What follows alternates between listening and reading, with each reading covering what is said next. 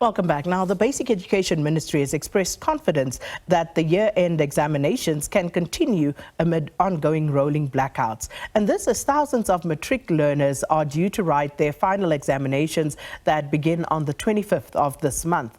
The department says it will engage the Department of Energy to keep the lights on during the exam period, but has also urged learners to check the load-shedding schedules and structure their study sessions accordingly. Mhlanga is the spokesperson of the Basic Education Department, and he joins us now for more on this conversation. Mr. Mhlanga, thanks for your time. Welcome to Morning Live. Sakina, good morning. Thank you so much for having us. So in terms of preparations, is it all systems go for the matrics to write the 2022 final exam?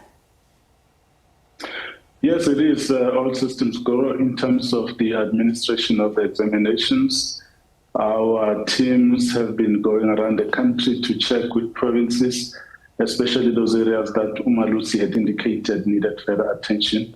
But in terms of all the other elements that are involved, we are ready. It's 11 days to go, and by now everything should be in place, and indeed it is in place. So speaking of those areas of concern and also just looking at province by province, which areas are you concerned about, and is it also a question of everything has been checked off in those provinces? Yes, Akina, we have more numbers of candidates writing the examinations this time around. We've got 755,000, which is 22,000 more than last year. And as a result, we've had to also expand our facilities from storage to the increase of markers as well. So every time we have to expand the system, we find ourselves using new centers that we have not used before, but also the movement of question papers. As the volume increases, we also need to beef up capacity. So it's really checking those areas, but we are confident that we've addressed all the issues that Lucy indicated needed to be taken care of, which is really about the security at the different facilities. So obviously the issue of cheating comes in as well, and you've expressed concern as a department about cheating in the final exam as the season approaches. Let's talk about that, also in light of the rolling blackouts. And yesterday the minister said that learners would have to find a way around this. But of course, this could impact on when learners actually write if the lights are not kept on. So let's talk about that, and in light of the current situation regarding energy in the country. Well, irregularities are a big issue for us. We actually have a case in court right now of somebody who allegedly leaked question papers from a printing facility in Gauteng, and the papers were transported across to KZN and other parts of the country. That matter is going back to court in the first week of December. That we do to make sure that people understand that if you get involved in irregularities, you're going to be dealt with in terms of the law. And we have a tight case in this one, and we're going to use it to show that if you do anything to this level, you're going to be dealt with. So that's the part about irregularities.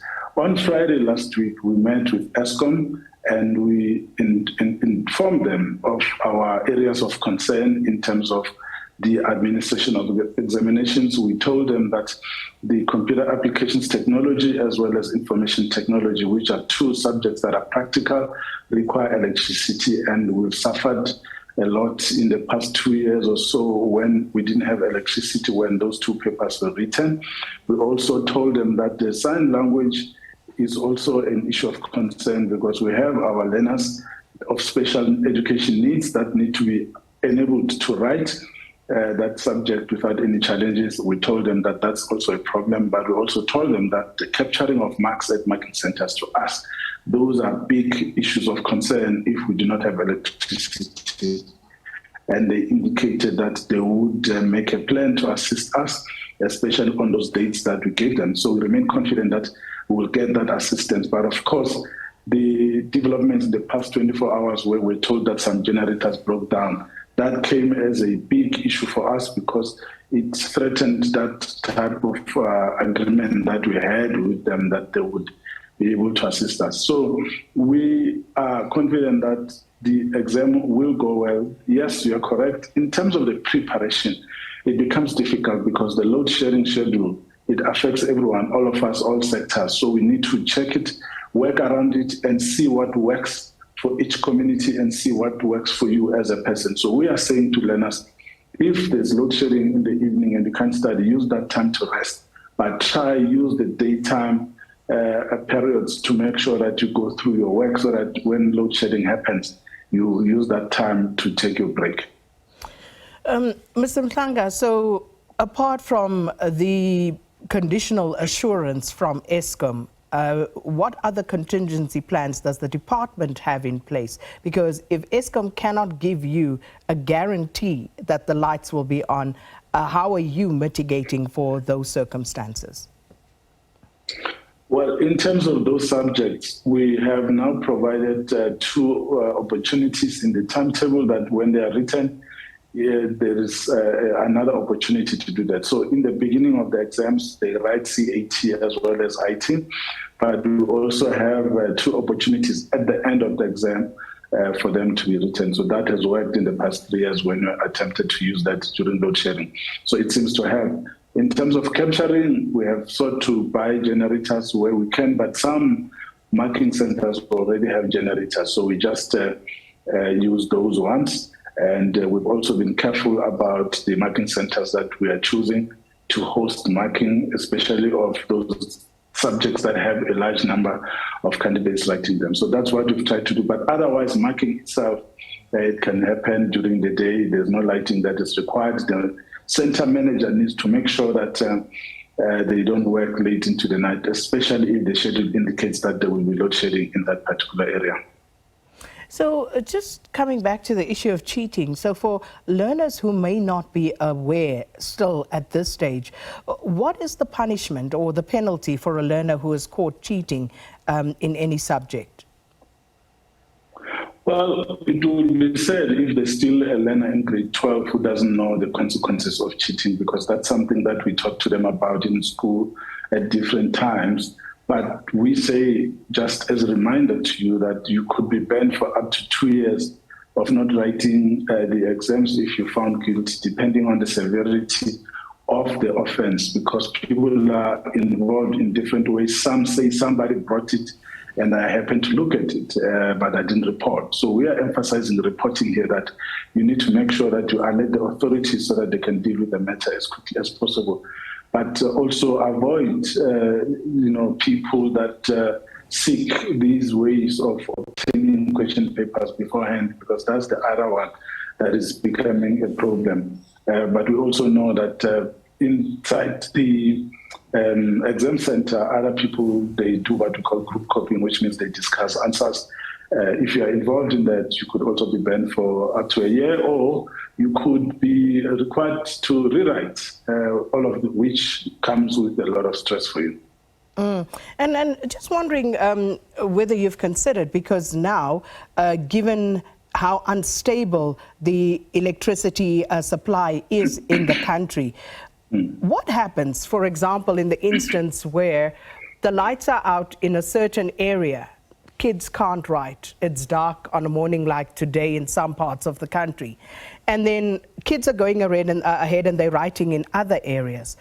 How are you going to contain that particular situation where they would perhaps have to go on and write at a later stage rather than the scheduled time because of an interruption because of electricity supply? Well, Sakina, the design of the majority of our schools allow for sunlight to go through the windows, and that allows for daytime work, including the writing of examinations. It's only a few schools that require electricity because of the design which made the classrooms to be dark. But it is usually the schools that would already have had some experience of those difficulties, such that they would have alternative measures such as solar panels to help them with lighting, or they would have a generator. But in the majority of our 6,900 centers, we don't have problems like those, so we're able to continue with exams. That's why we've never reported any such incidents as you have referred to. And with regard to the situation in KwaZulu-Natal, where some schools were damaged. Has all of that been taken care of, and is it all systems go in that province, and of course others as well, where schools had been damaged for one reason or another, or even burnt, set alight in cases of arson? Yes, it's all systems go, because if we look at it, most of the schools that were damaged in KZN were primary schools. As you know already in the system, the majority of the schools that we have in the system, about 18,000 of our schools are primary schools, and the balance are high schools. So it's easy to manage, especially when it comes to an exam like this one, which is important. So we're able to move learners. That's why we don't call them schools. We call them exam centers, because we give them center numbers, which means learners from 2 schools or 3 schools can be taken to a church, which can be used as a center where all of them can be accommodated for the duration of the exam. So we are able to navigate those challenges in that particular way, working with our stakeholders. And just finally, Elijah, yesterday our international editor, Sophie Mokoena, caught up with Minister Motshekga in the capital during that session with the Sahrawi People's Republic's visit to South Africa's capital. Now, Minister Motshekga then said to our Sophie Mokoena that just like business and many other South Africans, matric learners must just navigate load shedding accordingly. And that has basically it's drawn quite a strong response from those who have heard that, you know, what the minister said and how she said it. And whilst the minister might be right, is it perhaps the tone that could have been more sensitive in terms of how we put across these messages to our learners and, of course, their parents and teachers who are all helping them to navigate this very difficult task? Because remember, this is also the cohort of learners who one could argue, have been hardest hit by the COVID-19 pandemic, because they would have been in grade 10. So all their preparation leading up to matric has really been interrupted. The tone that the department uses towards learners and their parents, is that something that you could be more sensitive about? Well, we are sensitive. You know, the minister spent the whole weekend in the Free State. She interacted with grade 12 learners. The DG has been doing the same. So we know what's happening on the ground. We are sensitive to the situation. In fact, we were the first ones to indicate that this grade 12 of 2022 needs more support than any other group seen before, because of the stress they've gone through in 2020. Schools were closed, they didn't finish their curriculum, they didn't write an exam. 2021, they didn't finish an exam, and they didn't write exams because they didn't finish their curriculum as well. They're coming to 2022 with a huge deficit. So they came here having to catch up with the work that they haven't done for the past 2 years. Basically, in their entire schooling life, in the National Senior Certificate phase, they have not written an exam until a month ago when they were faced with the preliminary examination. So we understand what they're going through. What the minister was saying is that we need to work around it. We cannot use load shedding as an excuse to say we are not going to do well. She gets feedback as well from other learners who say, yes, we see there's load shedding, but we're able to get around it. So we are sensitive to that. Maybe she was misunderstood. Maybe some people are not feeling comfortable with what she said. But the message was that we need to understand that load shedding affects all of us, hospitals, all sectors, basically, all of us are affected. So that's where we are. I'm saying the minister understands the situation. She has been in schools and she will continue to visit schools even this coming week and until the exam is written. So we are there with them on the ground. We understand what they are going through. Well, that's where we'll leave it. Basic Education spokesperson Elijah Mhlanga, thanks for your time.